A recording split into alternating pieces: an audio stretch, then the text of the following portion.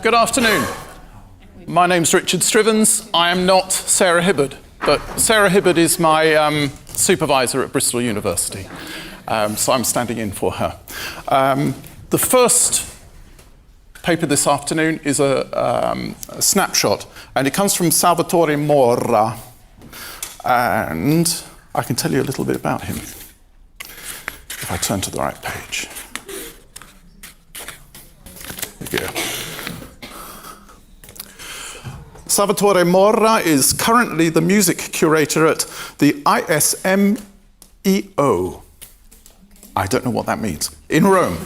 And the vice chair of the Mediterranean Music Study Group of the ICTMD. His research focuses on ethnomusicological perspectives of Arab music and the interdisciplinary debates around the post-colonial nationalism, multiculturalism and decoloniality of the Maghreb. There we go.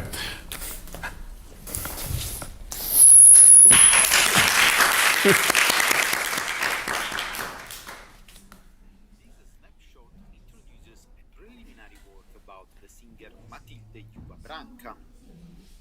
This is part of a project titled Italian Arab Musical Encounters, 1860-1960, Sound Colonization and Power, funded by the British Academy at the University of Cambridge, which explores the histories of mobility and movement between Southern Europe and North Africa through music, suggesting a collective musical heritage between Egypt, Libya, Tunisia and Italy.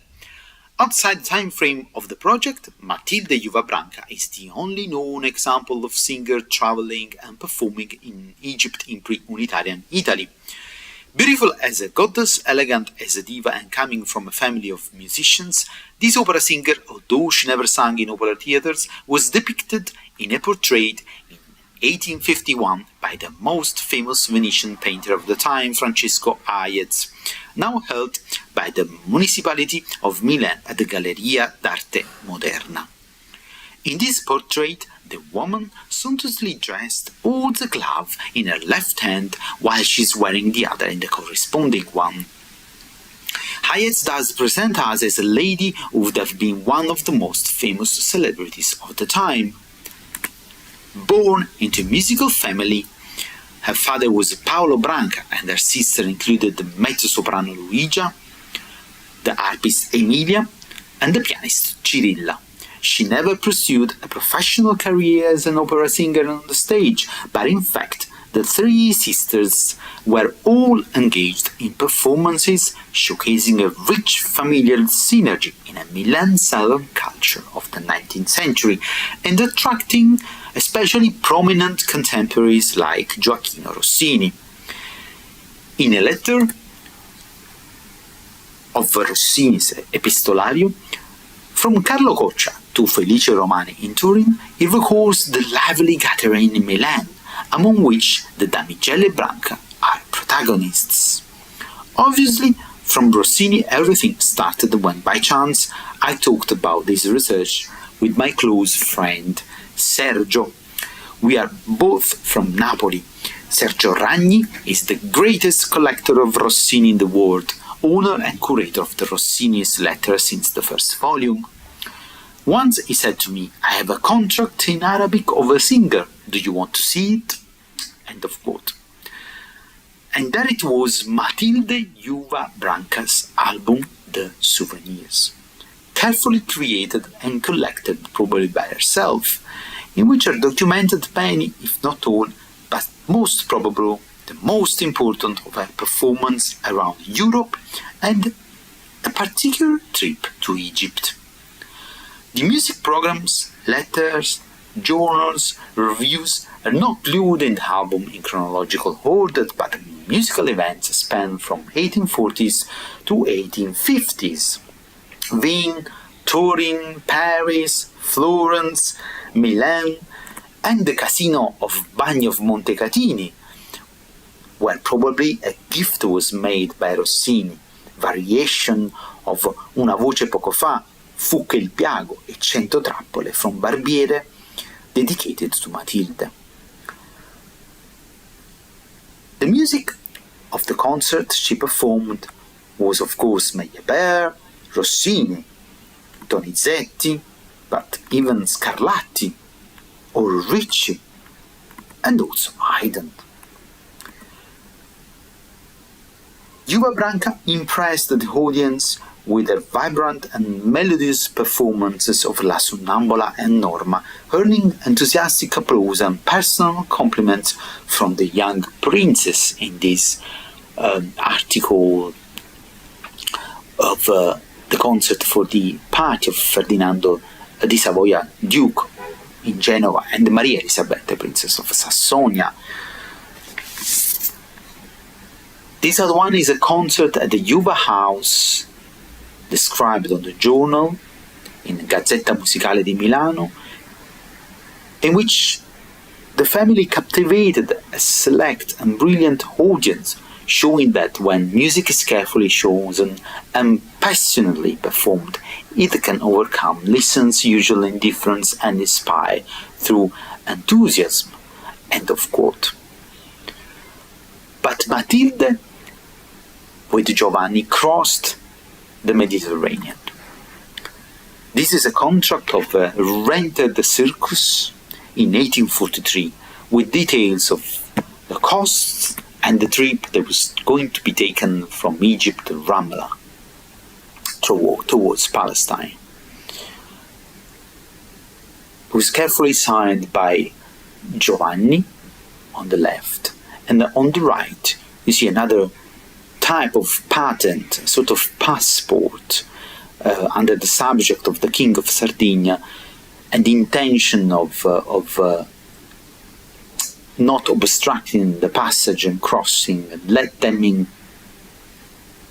walk carefully according to what was written on this permission.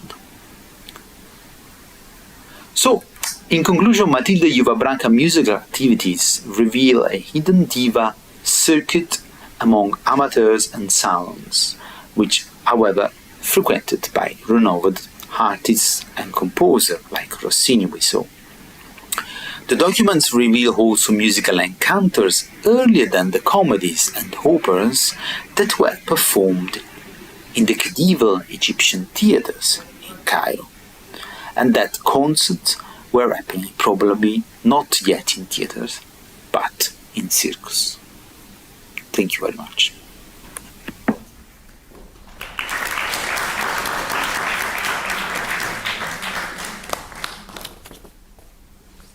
Salvatore, thank you very much. I don't know whether you're online. Our next speaker is Riccardo La Spina. Oh, it's Katherine Preston. Oh, Katherine. Oh. Okay. Our next speaker is Katherine Preston.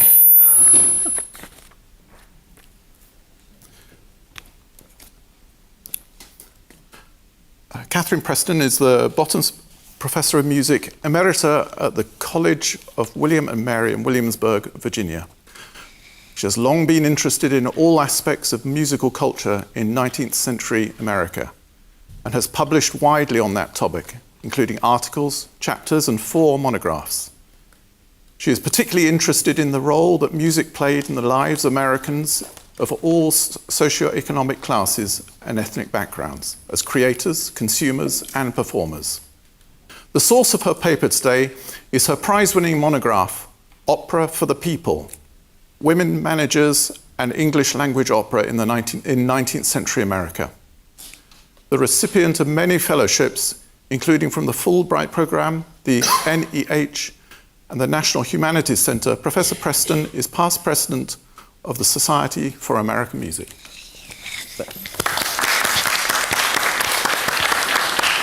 So Richard didn't come, I guess. Okay.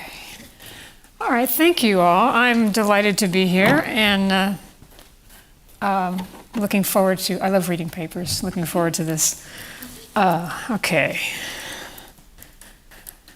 Most music lovers today assume that the idea of celebrity is a totally modern 20th century, 21st century phenomenon. In terms of modern divas, for example, we can think of some pretty obvious examples: Lady Gaga, Beyonce, Taylor Swift, to name just a few current phenoms. Or one might consider some jazz and blues greats: Bessie Smith, Ella Fitzgerald, or Billie Holiday, all of them also from the 20th century.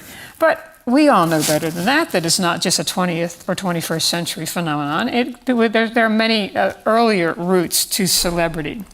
And my task today is to introduce to you all an American operatic diva who excelled at being a celebrity, an image that she deliberately created and cultivated, and that contributed greatly to her phenomenal success. Now, is this going to work? Bingo, good.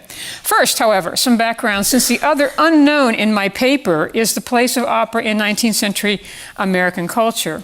Today, opera is almost universally regarded by Americans as an exclusive, expensive, and elite style of entertainment. This image is so ingrained that most scholars of American culture, including American studies scholars, historians, and so forth, but also including musicologists, have long believed that is the elite image, was always the opera's image in the United States. In reality, however, opera was astonishingly popular as theatrical entertainment in America during the 19th century, particularly in the 1840s and 1850s, when both foreign language and translated opera attracted large heterogeneous audiences all over the country. This changed significantly, however, after the American Civil War. For a variety of reasons, the number of wealthy Americans grew after 1865, and by the 1870s, that demographic was large and wealthy enough to exert power over impresarios, which enabled them to remake foreign language opera into their own exclusive and elite style of entertainment. This idea was propagated widely through newspapers and music journals with images like this one. I can also point out that the Metropolitan Opera House, which opened in 1883, was a product of that effort. This image remains strongly ingrained today.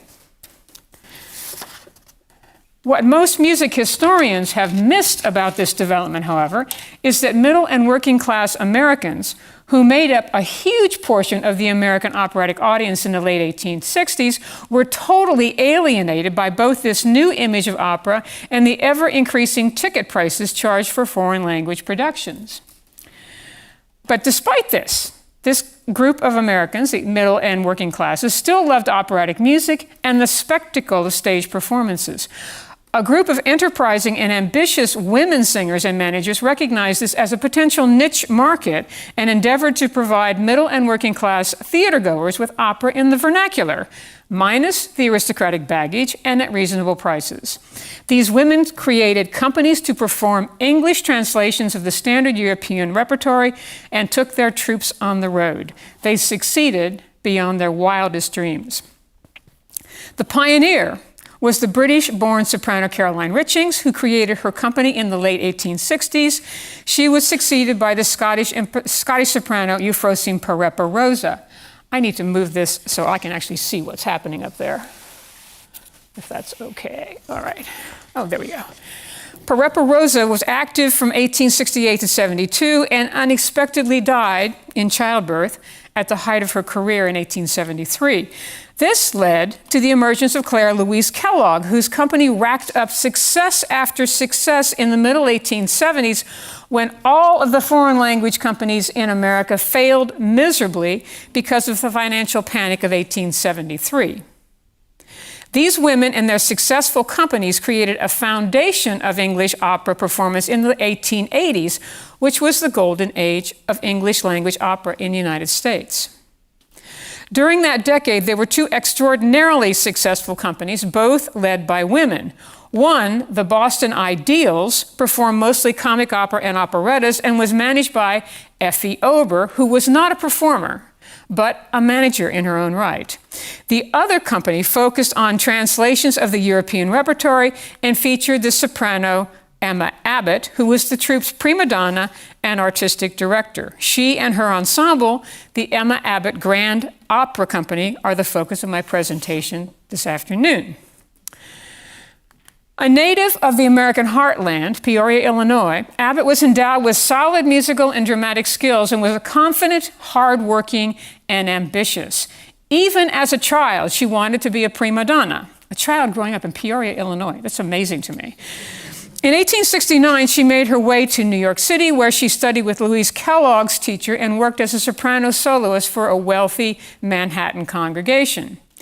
A diminutive woman, less than 5 feet tall, with light brown hair, sparkling blue-gray eyes, and a fair complexion, the young Abbott was charismatic, assertive, and utterly guileless. In 1872, the church where she worked raised funds to send her to Europe for further training.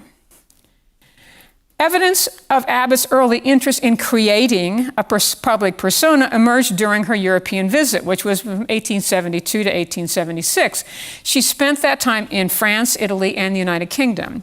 Abbott was in her early 20s and realized that networking would help her to achieve her dream of being a prima donna. She set out to cultivate relationships with several named singers, and within a year could claim connections to Christina Nielsen, Anna de la Grange, Euphrosyne Parepa-Rosa, and her most illustrious acquaintance, Adelina Patti. She also realized that while networking had its advantages, so did publicity about those connections.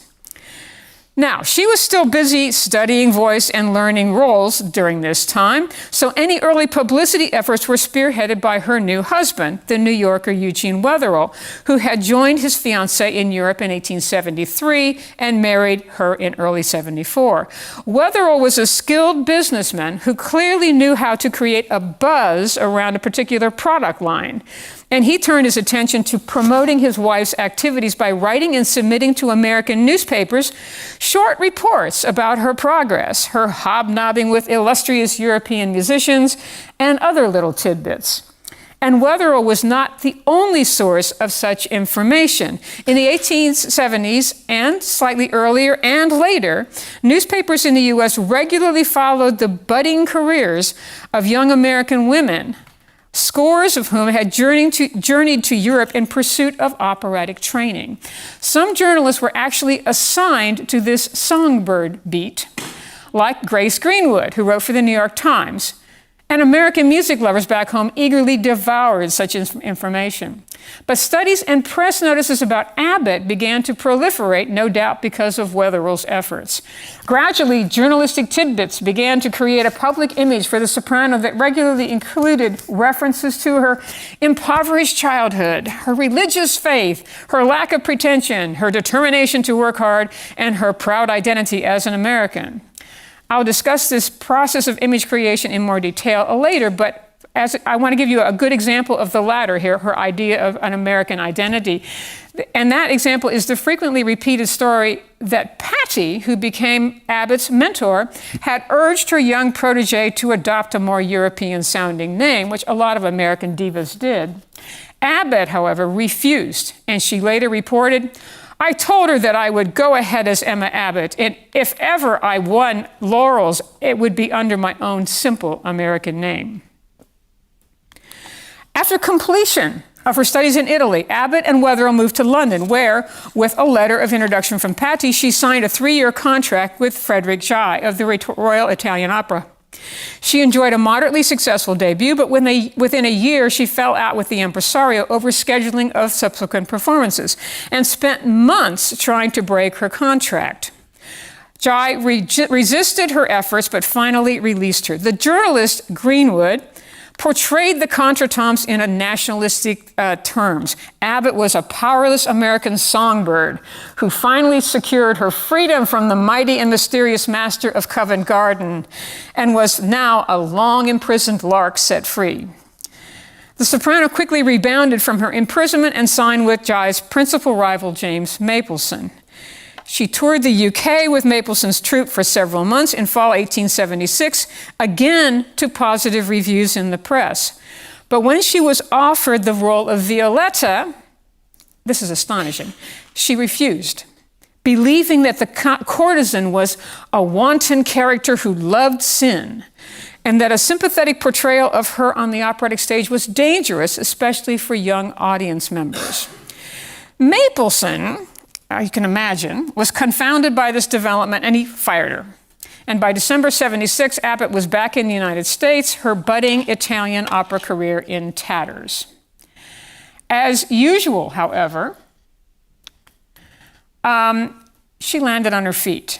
Although many American music critics were absolutely mortified and embarrassed by her stand on Violetta, her actions were applauded by others, including two disparate groups: church-going music lovers who celebrated her willingness to sacrifice a hard-earned career on moral grounds, and suffragists, one of whom, a prominent journalist, praised her in her weekly Women's Kingdom columns as our American prima donna, and a woman who was willing to fight for her convictions. She continued, "All hail the divine spark of self-respect this little woman dared assume," and wrote that women should rally to her support. Both of these groups essentially would become Abbott supporters. Of less importance than how this particular story was interpreted is the fact that Abbott, after 4 years of training in Europe, had returned to a country still in the throes of the Great Recession after the Panic of '73.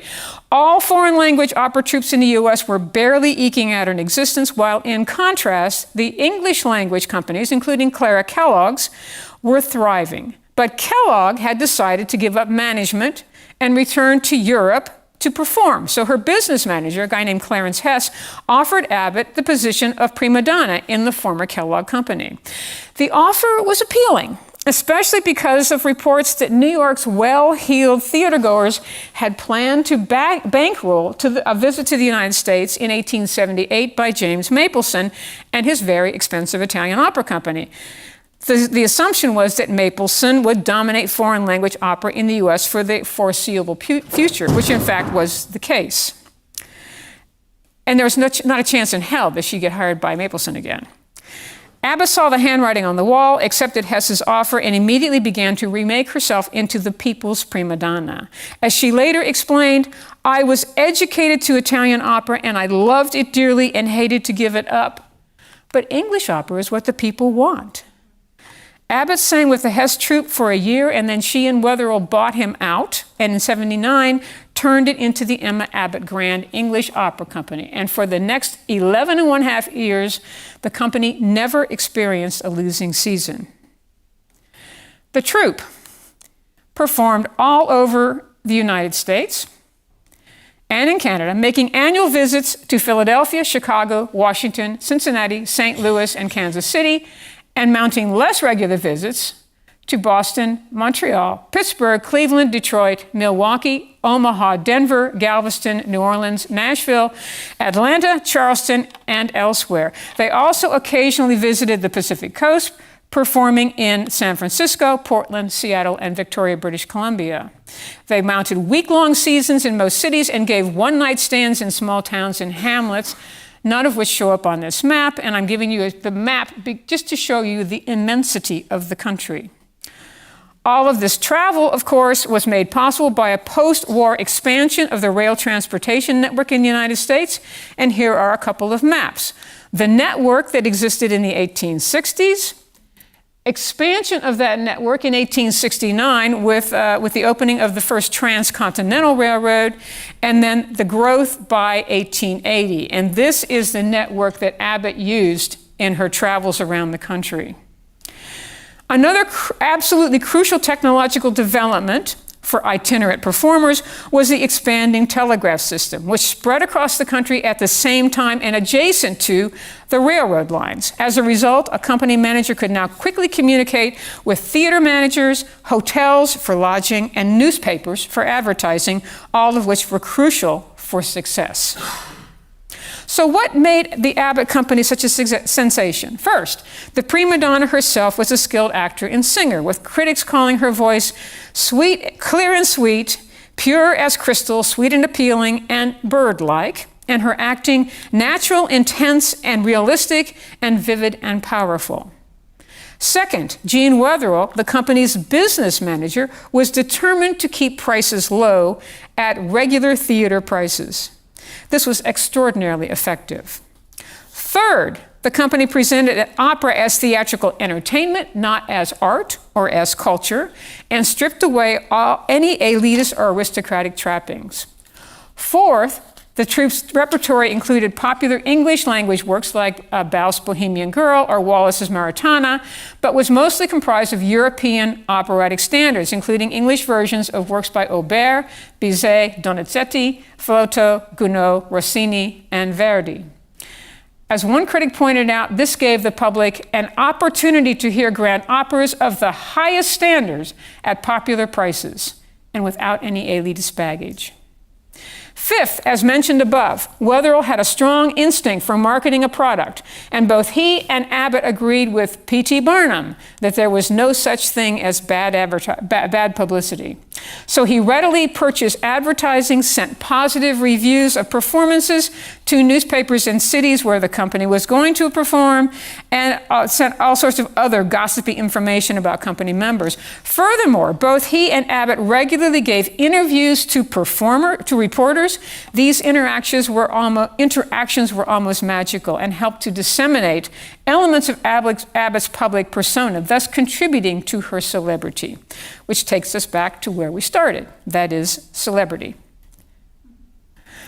All right, Abbott's celebrity was based in part on aspects of her personality. She was regularly described in interviews as a sprightly American prima donna, warm and generous-hearted, a charming diva, and a gay, light-hearted, and laughing creature. I'm getting behind myself. Yes. As one interviewer wrote, Miss Abbott is entirely unaffected, frank, and easy in her manner.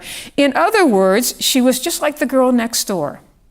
This actually described her personality, but emphasizing it to the public was ingenious, for the approach countered one of the entrenched anti-opera biases that had become attached to foreign language companies in the United States, that is, the image of divas as self-centered, capricious, and arrogant. This negative reputation even extended to Abbott's mentor, Patty, who was described in an American periodical in 1882 as a spoiled child who had been making herself as disagreeable as possible on her tour.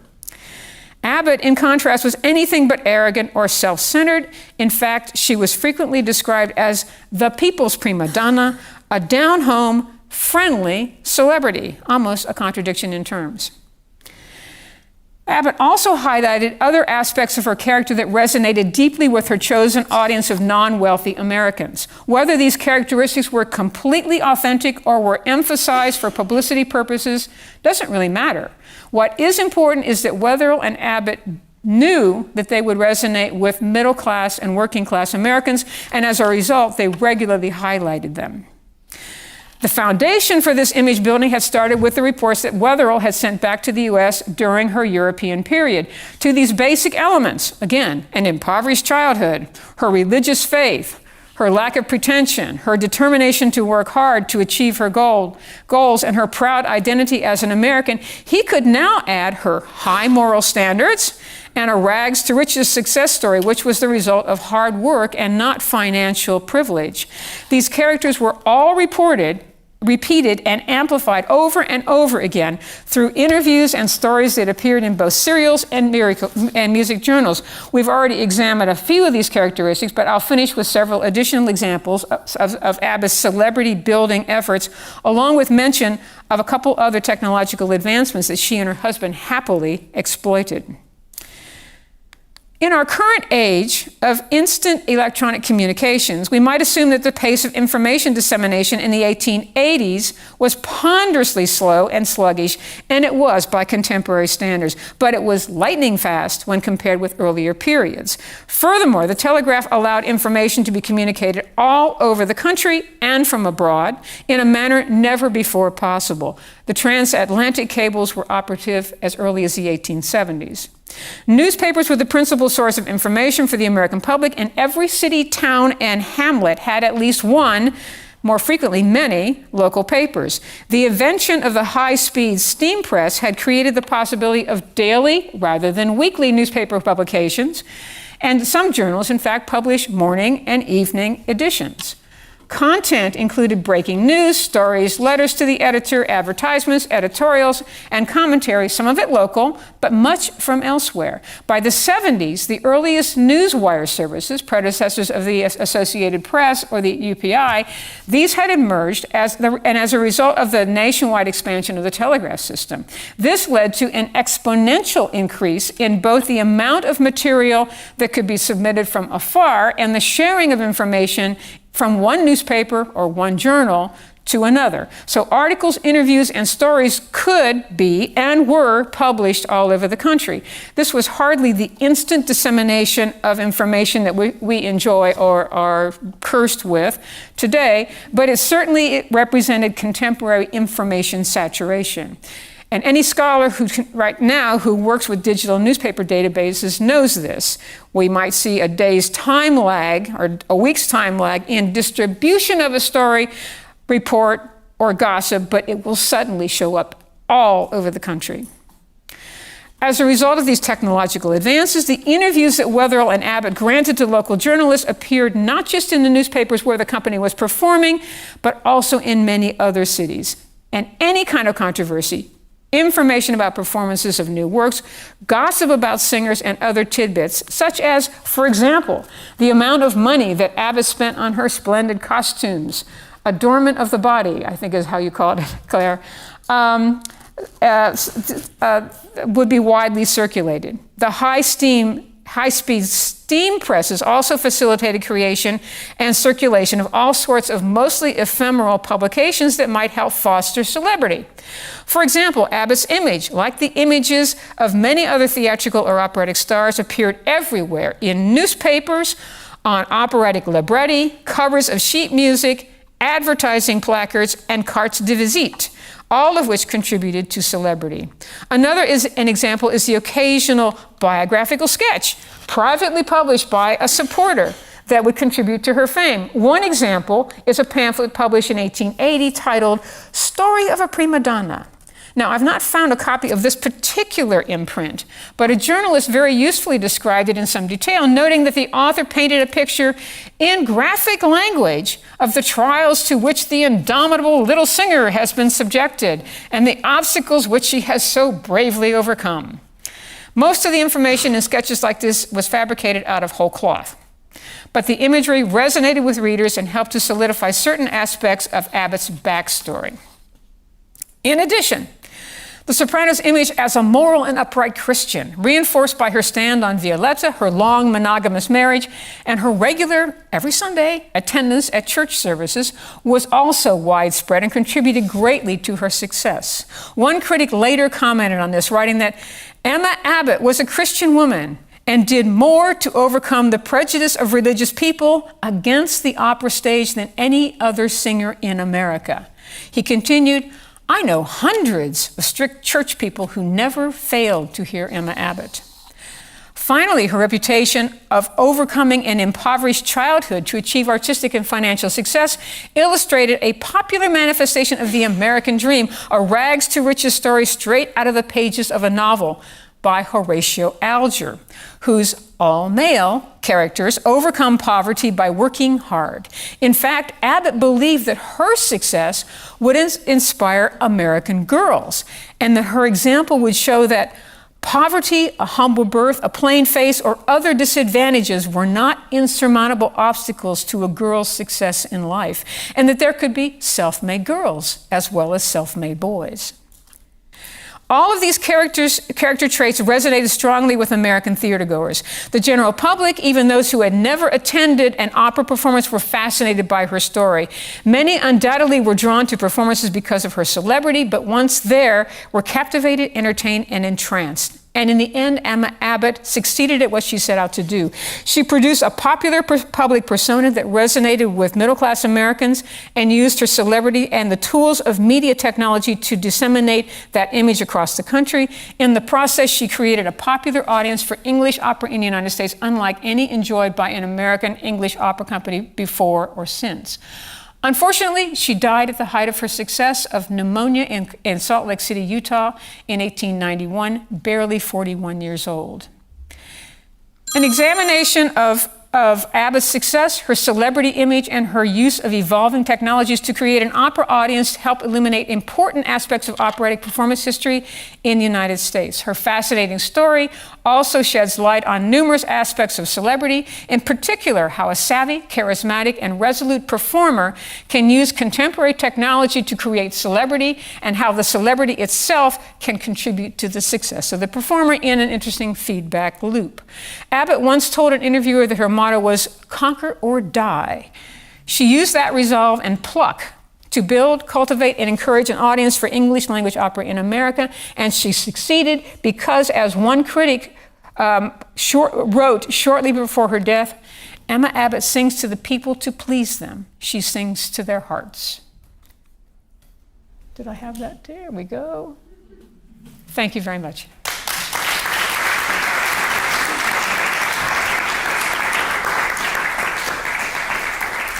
Katherine, thank you very much. And for our third speaker today, Johanna, is Johanna Talasniemi. Is a senior lecturer to the degree program in music at the Metropolitan University of Applied Science in Helsinki. Her current duties include mostly thesis supervision, but also teaching singing and music history. During her previous career as a freelance singer, Talasniemi worked for the professional choirs in Finland and as an oratorio soloist. Her doctoral dissertation of 2024 was on Aliki Rautavala's concert career as a performer of Sibelius' songs. Talasniemi is one of the editors of the Festschrift for Professor Anne Kaupala, Her Creative Process, Pathways to Musical History and Performance, 2023.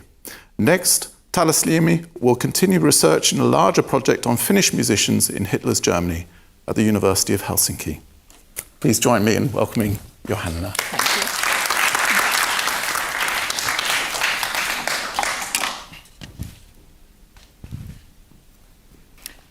So, now the focus is on singer's career and the first recordings of the songs by a particular composer. I look on the first recordings of Sibelius' songs as specific spots to study repertoire and career of some singers. The presentation is based on a subchapter of my dissertation. Now I have proceeded a little further on the recordings and the career of the singers who made those recordings. But this is very much work in progress, so I will be very interested in all the comments you might have.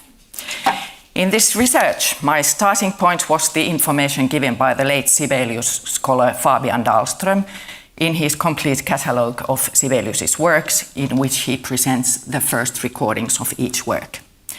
I have verified this information with different discographies. I'm interested in questions like who, what, when, why. The Sibelius solo songs were recorded from 1904 onwards. Here are the singers of the first recordings until 1952.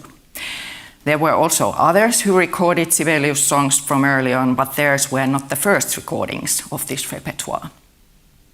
As we can see, most of the singers were Finnish. The best known are probably Ida Ekman, a concert singer who gave first performances to many Sibelius songs, and Aino Akte, who had an international opera career in Paris, London, and New York. Even though Finnish, many of these singers had an opera career in Europe. Jean Teeslöf instead worked as singing teacher in the United States. However, the origins of the singers started to internationalize in the 1930s with Marian Anderson. An interesting case is also Florence Wiese, who worked here in England, and the three last ones are the ones I'm going to take a closer look. I was interested in at what age did these singers do these first recordings? Is a first recording a tool, especially for a young singer, to promote career? When looking at this group of singers, you might interpret that it is. Only Alexandra Ange and Abraham Ojanperä were over 40 years of age. They had a significant career as pedagogues. Pera also performed in opera, but at the time of his Sibelius recording, his opera career had ended recently. Also, Alexandra Agner did opera roles in some Finnish operas. She was the teacher of Aulikki Rautavaara, whose first recordings of Sibelius' songs extend to the longest period. Excuse me. 18 different Sibelius solo songs were recorded by 1918, after which the recorded repertoire enlarged only in 1936. However, most of these recordings were made already between 1904 and 1908. Originally, the songs were solo songs with piano. I have listed also the first recordings of the versions orchestrated by Sibelius himself. In addition, there are numerous other orchestral arrangements of several songs. If you know any of Sibelius' songs, they might very well include into this group. They were popular from early on, but also the recordings may have had an impact.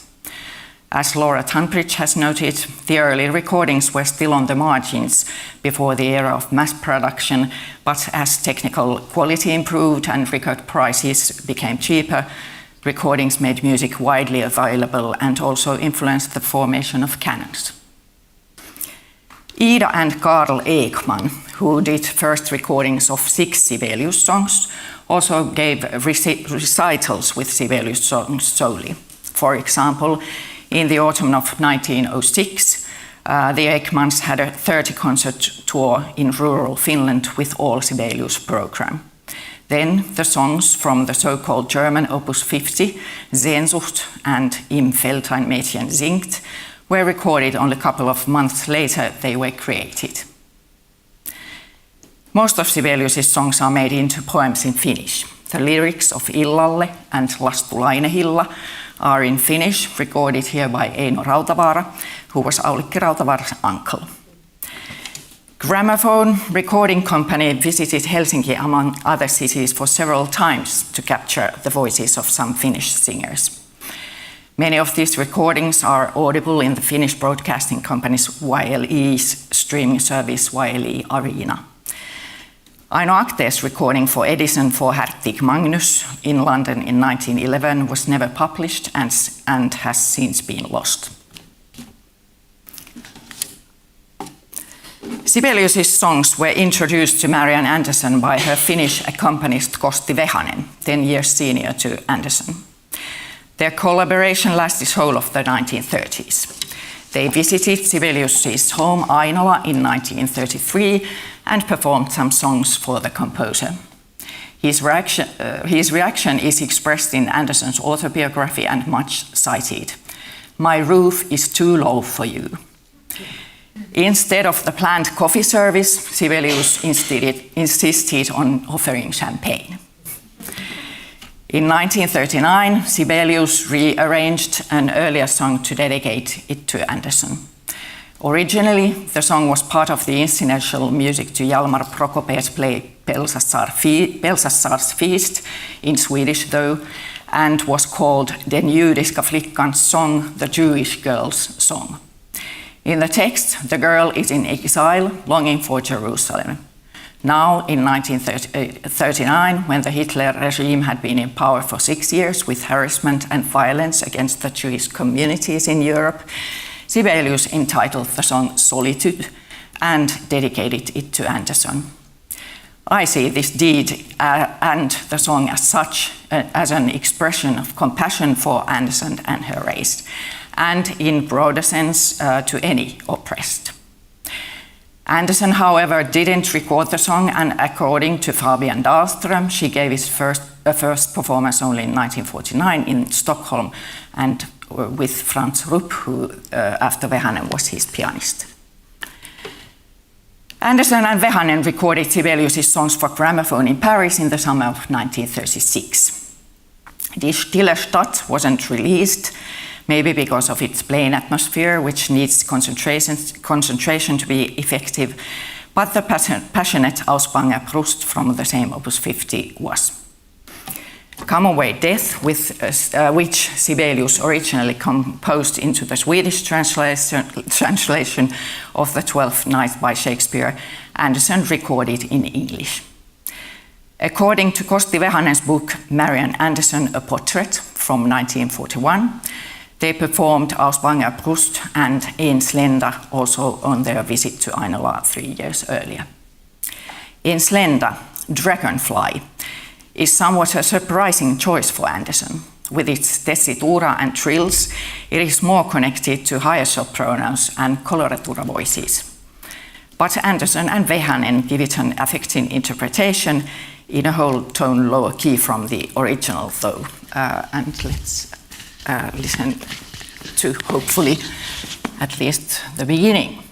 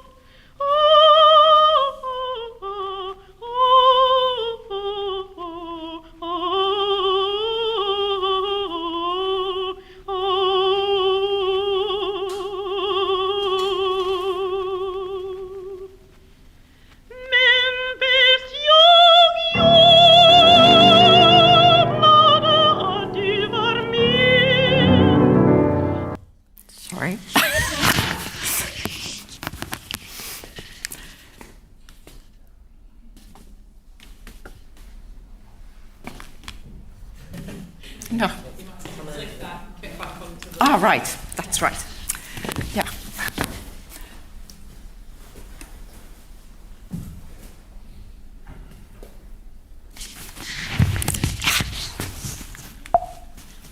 No.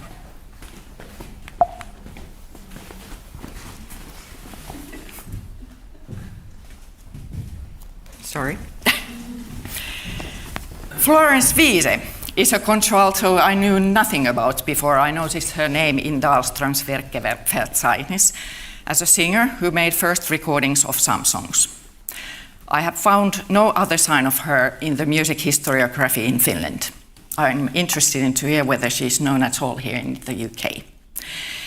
Wiese was born in Helsinki to a Norwegian family and went to school in Turku, Finland. According to a newspaper article, she first studied singing in Paris and then at the present Sibelius Academy, which was called the Helsinki Conservatory.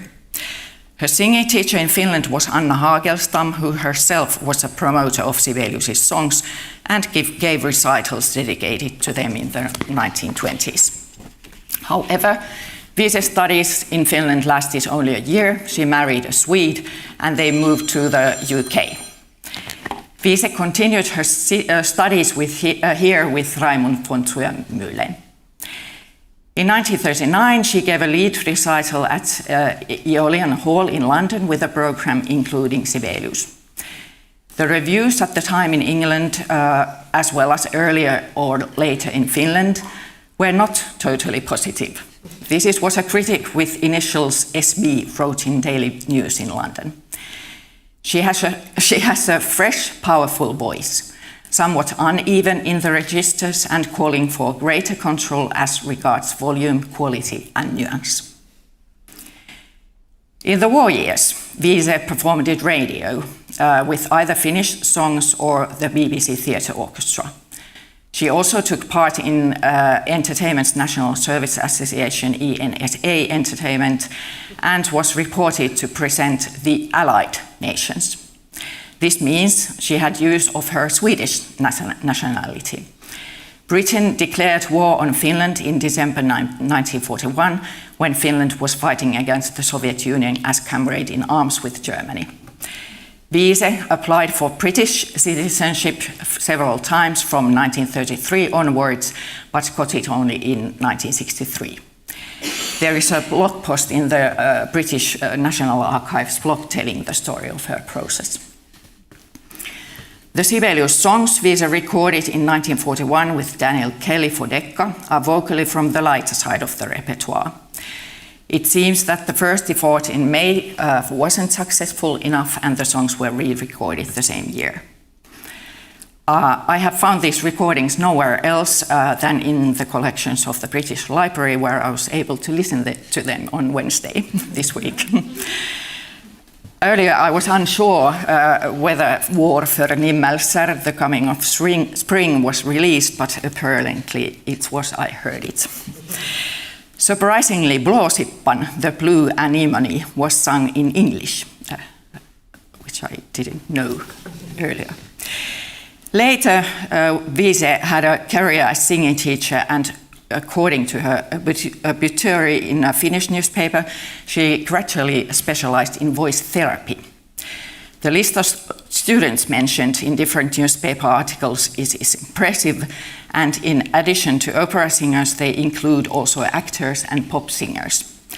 For example, Sir Laurence Olivier, Heather Beck, Kirite Kanava, David Bowie, and Donna, who won the Eurovision Song Contest in 1970 when she was 18 years old and later worked as politician in Ireland.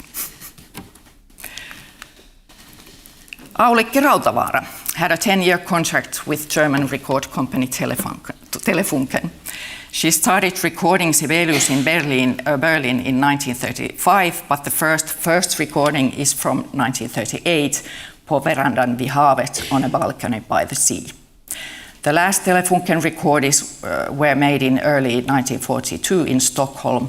In Arioso, the string orchestra of Stockholm Concert Society was conducted by composer Tore Rangström, whose songs she also performed a lot.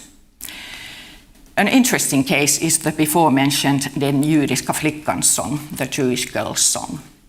The timing of Rautavaara's recording is noteworthy in the sense that the shocking reality of the National Socialist extermination camps had been revealed to the world in the spring of 1945. The song depicting the feelings of the imprisoned Jewish girl can be assumed to have taken on special meanings at the time. Rautavaara performed the song in her concerts from 1945 to 1948. The orchestra was named after the recording company and conducted by Jussi Alas, who was married to one of Sibelius's daughters and an advocate for Sibelius music. We don't know the exact date of the recording of the song in 1946. It would be interesting to know whether the recording took place before or after the burst of publicity in the summer and early autumn of 1946 on Rautavaara's wartime tour in Norway, at the time occupied by Germany. The publicity, even if concentrated on the left-wing papers, led to a radio ban for Rautavaara in Scandinavia. Nevertheless, Rautavaara was able to restore some of her international career. She made a Sibelius recording with Gerald Moore for EMI, E-M-E, how do you pronounce it? EMI's record label Parlophone in 1948. However, only Jägargossen, The Young Hunter, and Hymn to Thais, which Sibelius had dedicated to Rautavaara in 1945, were the only first recordings released at that time. The rest were issued by a Finnish recording company, Finlevy, only in 1976, 19 years after Rautavaara had ended her singing career. Parlophone was marketing Rautavaara as leading interpreter of Sibelius's songs. A crucial factor for this position could have been Sibelius's letter of recommendation from 1947. He wrote, quote, "Her art is on a high plane and has enabled her to give my songs unforgettable interpretations, which can be regarded as exemplary," end of quote. It seems that Parlophone released Rautavaara's and Morra's Sibelius recordings towards the end of 1949. By then, Rautavaara and Jalas had successfully given a Sibelius recital at the Edinburgh Festival in the same autumn, which may have convinced the recording company about the prospects. Even though there was only one more first recording of Sibelius songs, Rautavaara continued to perform and learn new Sibelius songs. At the end of her career in 1957, her repertoire included 58 Sibelius songs, which is over half of the total, approximately 110 songs, depending on which versions are taken into account.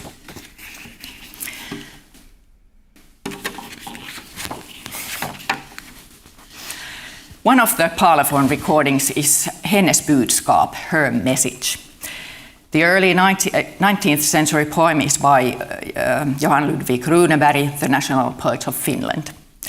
It empathizes with a young woman who is longing from her older husband's arms to her young first love. When Rautavaara recorded the song in September 1948, the publicity of her performances in occupied Norway had affected her work situation for 2 years. As mentioned, Parlophone didn't release the recording.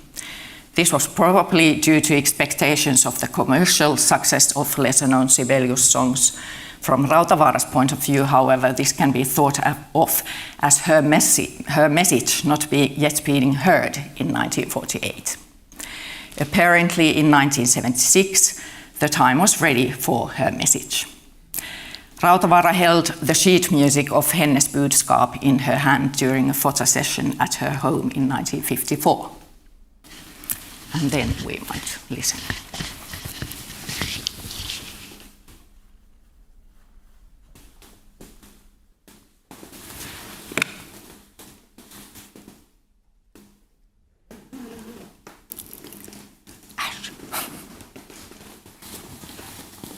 Sorry.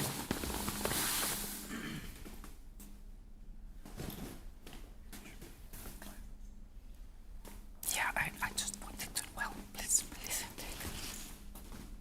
Why is it so?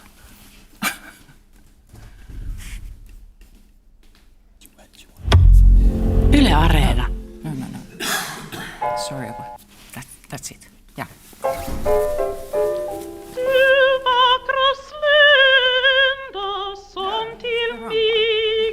This we already had. I'm sorry. Yle Areena.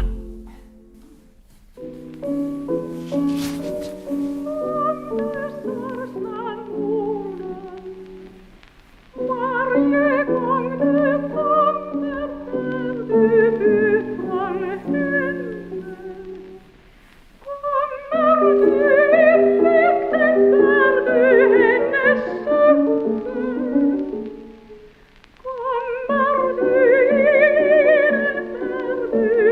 du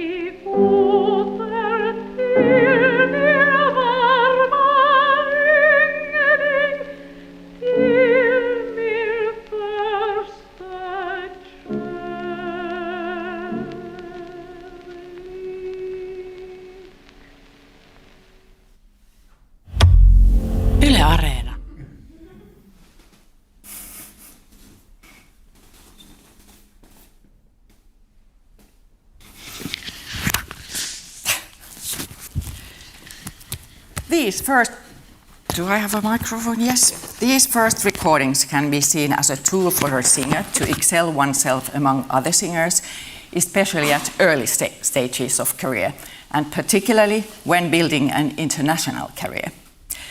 The effect is consolidated with a connection with the composer. However, the quality of performance has to meet high standards. The economic expectations affect the efforts of the recording company if they see the repertoire not popular enough or the artist compromised, they might leave the recording unreleased. Thank you.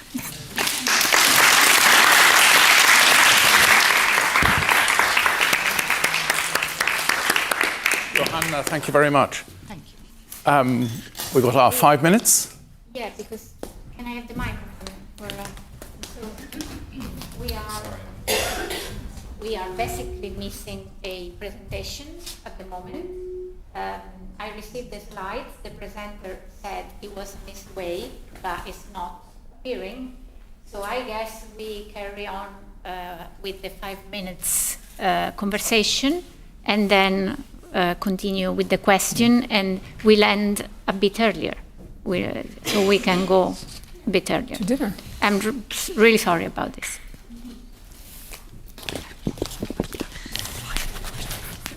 5 minutes.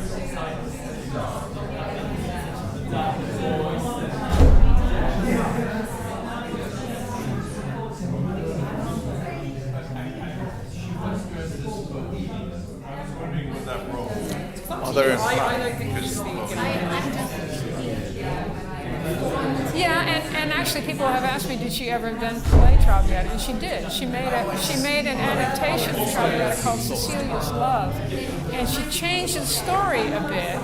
So it was more of a typical the woman comes to the rescue of the dissolute brother kind of thing. I have seen. Oh, she definitely, but she used Verdi's music. Yeah. No, I can find very little evidence of her actually. I mean, she performed it. They premiered it, but then I don't know if she ever performed it after that. So they did it probably for a week somewhere. I can't remember where now, but yeah, I mean, the Bohemian Girl is not exactly clean and. No, well, I was wondering, but maybe she fudged that too. Yeah, I don't. I've never read anything about that. So, but now Arlene is a soprano, right? And she did Carmen, but she didn't sing Carmen. She So anyway, but this whole idea of making it. There's so much I didn't get into, but even then there were people, especially in the Midwest, that were very nervous about, this was basically lying, right? It's not the whole Puritan thing. The whole Puritan thing is New England. Well, no, I'm thinking Midwest like Nebraska and Kansas and Illinois.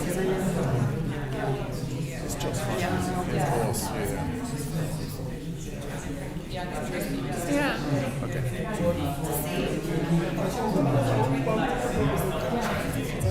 Oh yeah. Right.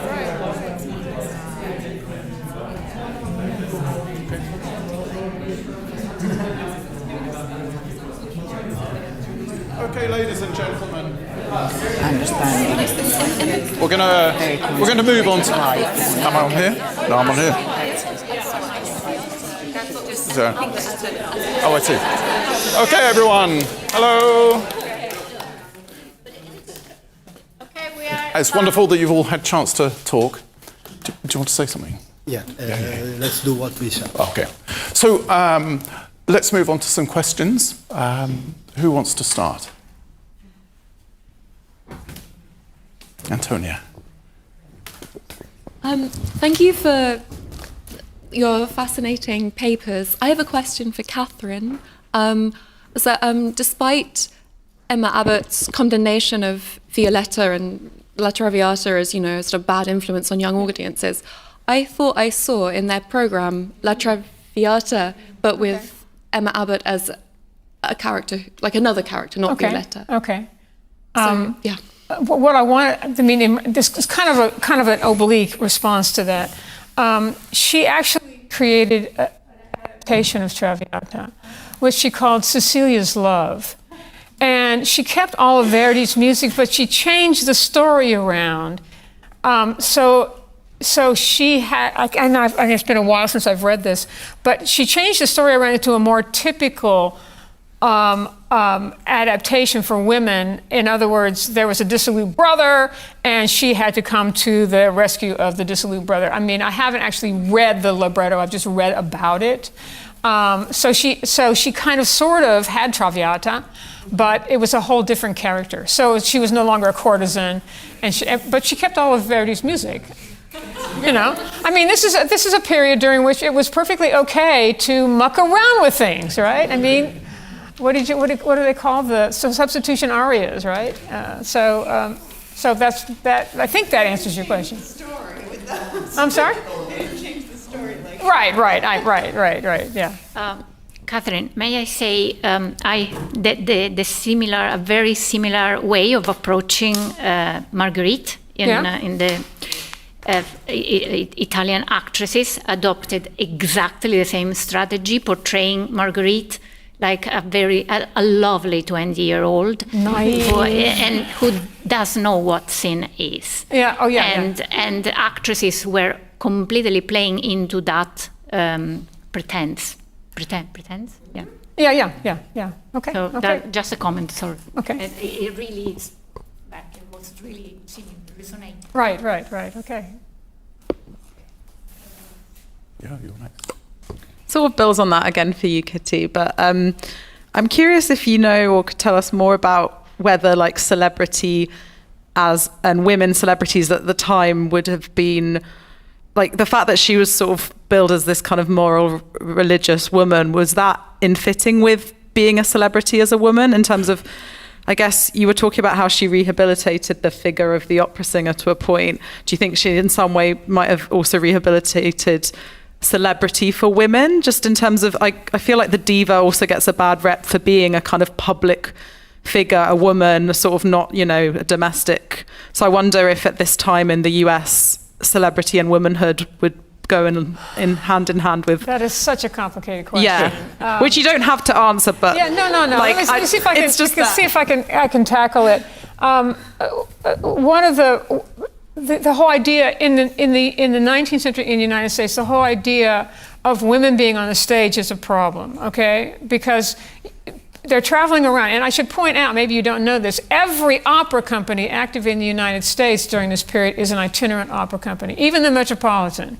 It doesn't happen until the late, like maybe the 90s, when you have opera houses with, there is an opera company at the Théâtre d'Orléans in New Orleans in the 1820s, but they're the exception to prove the rule. Everything else is touring. Her company tours. All the Italian companies are touring. The German companies are touring, and so that's a problem, because then if you're a middle-class American, a more upstanding family person, you don't know who these people are. You don't know their families, and they're on the stage and they're basically lying, right? And so what a lot of divas did is, and Adelina Patti did this as well as everybody else, they would do concerts or do performances as benefits for local charities. And that helped to overcome this problem of being tainted by being part of the theater. My sense with Abbott in terms of her, she's selling herself as a regular person, as an upright Christian woman, and she really did go to Sunday services every single Sunday when they were on tour. She talks about this. She would walk out the front door of whatever hotel they're staying in, because Sunday's usually a dark day, right? And she would turn either left or right and go to whatever church she came to first. I could tell you stories about this because there was one time, I'll do this very quickly. There was one time when she went to a church, and the minister, it was a Methodist church, the minister was new. He was ticked off that all of his parishioners are going to this opera company, and he proceeds to give a sermon about the evils of the theater and this and that and the other. And Emma Abbott, who's in the back, stands up at the end of the sermon and says, "Excuse me, I'm an upright person. I worship God. All the women in my company are the sole support for their families back in wherever they were, and there can be." I'm really paraphrasing this. There can be good singers as well as good ministers. There can be bad singers as well as bad ministers. And oh my God, did it ever go all over the entire country? There are stories of it everywhere about Emma Abbott taking on the naysayers and so forth. I'm not sure if I'm answering your question, but I think it's very complicated because there are so many issues involved. The whole monogamous marriage and the whole, the Christian thing and the whole suffragette thing and the whole upright, being a more upright citizen thing. It's all. I think it's fascinating. So it's a very, very complicated story. So I hope, did I kind of sort of answer your question? Okay. Thank you, Katherine. Yeah. More questions. Thank you. It's a question for Johanna. I was wondering if you had read some of opera singers' letters about recording and what they were thinking about it, because like for Callas it was a real pain. She didn't like it because she was missing the audience and it was an all other technique, and she didn't like it at all. But she liked the pirate version. When they were recording her on stage, when she was playing the character, that she loathed going to the recording studio. And for you, it's even more difficult because they were recording was very new at the time. So I don't know. I haven't actually. From Aulikki Rautavaara, I know that she was actually performing here in England on TV in the 1930s. So I bet she's the first Finnish person ever to perform on TV. In the 1930s? And she didn't like that because of the lightning, and which was unpleasant for her, she thought. But she hasn't mentioned in her letters, she hasn't mentioned the recording.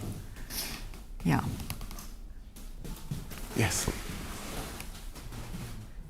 So it's also a question for Johanna. I was wondering, obviously many of the singers you were looking at were Finnish, largely because of the language barrier, I'm sure, with performing Sibelius' Finnish songs, so not all of them were in Finnish. But I was curious, like when the record companies were promoting these, was there a lot of discussion about sort of the nationality of the singers and their ability to connect to the music more because of their nationality, because of their natural language? I'm just curious how much that played into sort of the press and the publicity surrounding these.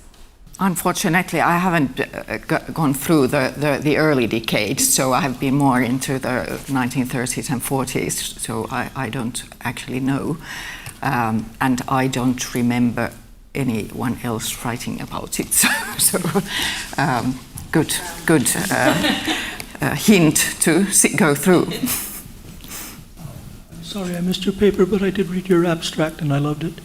I believe that there had been recordings in Finnish in Helsinki by singers going all the way back to at least 1904, if not before. But do we know that there are Sibelius songs? Yes. Didn't he accompany some of them that we know? No, that were recorded. No. But there were some. Were there any of his first interpreters, his creators, on record then? Yes, this is what I was talking about. Yes, but I read the 1930s. Right. And yeah. I wondered if 25 years before this had been going on already. Yes. Starting from 1904, exactly. So gramophone went all over to make records. Yeah. Thank you too for a beautiful paper. With our group, we discussed two things, and one for Johanna and one for Katherine. So I will start with Johanna because I think it connects with the last questions. We were wondering, you already told something about TV appearance. Maybe there are also live radio recordings, and have they been preserved? Yes, they have some of them, especially later, not from the 1930s, what I know at least, but from later decades. Yeah, and they have also been made into records later, but I didn't count them because I wanted the original recorded. Yeah. Thank you, that's interesting. And for Katherine, we were wondering about this comment by Emma Abbott about herself having a plain face, because we agreed that the pictures are very, very beautiful. Sorry, I couldn't hear you. Abbott saying what? That Emma Abbott says that she had a plain face, and we think that she's very beautiful. So why did she say it? Is it like to fit in with the girl next door, or is there some Christian modesty, or why would you say from yourself, I have such a plain face? Well, I don't think, she didn't really say, I have a plain face. She says that anybody who has a plain face, who comes from poverty, that should not be an impediment. I don't think she was talking about herself. She was talking about, I mean, she was using herself as an example of someone who has succeeded in spite of impediments, and she used that, you young woman, you may have a plain face, but you're cool. And you can do it. Thank you. Yeah. Thank you. Any other questions? Otherwise, I think that's it for the day. And Barbara, do you have? We're finished early. So, are you going to dinner? Okay. We can now head to the restaurant. Those people who have agreed to who are joining for the conference dinner. We can leave here in about 10 minutes. I emailed everybody with the address anyway, but we could also walk all together to the venue. I would say just give me 10 minutes to gather my things, and then we can, if you want, we can walk all together. Thanks for a fantastic second day. Great papers, great conversations. I look forward to seeing you again tomorrow, and have a lovely evening if you are not joining dinner, or let's go to dinner. Thank you.